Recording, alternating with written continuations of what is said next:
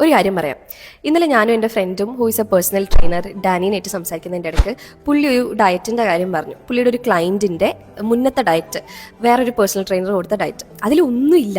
Literally green tea, egg whites, പിന്നെ കുറച്ച് vegetables, cucumber, carrot, broccoli, കുറച്ച് ഫ്രൂട്ട്സ്. ചിക്കൻ ആണെന്നുണ്ടെങ്കിൽ 100 grams മാത്രമേ കഴിക്കാൻ പാടുള്ളൂ. എനിക്കറിയില്ല ഇവർ എന്ത് വെച്ചിട്ട് ഇങ്ങനെ കൊടുക്കുന്നതെന്നുള്ളത്. സോ നിങ്ങളുടെ പേഴ്സണൽ ട്രെയിനറോ അല്ലെങ്കിൽ നിങ്ങളടുത്ത് ആരെങ്കിലും ഇങ്ങനെ പറയുകയാണെന്നുണ്ടെങ്കിൽ യു ഷുഡ് സേ നോ. നോന്ന് തന്നെ പറയണം. പറ്റത്തില്ല എന്ന് പറയുക, എന്നിട്ട് ചോദിക്കുക എന്തിനാ ഇങ്ങനെ ഫോളോ ചെയ്യുന്നത്, ലൈക്ക് എനിക്ക് എന്തെങ്കിലും ഇഷ്യൂസ് ഉണ്ടായിട്ടാണോ, അല്ലെങ്കിൽ ഇപ്പോൾ എന്തെങ്കിലും കണ്ടീഷൻസ് ആണെന്നുണ്ടെങ്കിൽ ദാറ്റ് ഇസ് ഫൈൻ.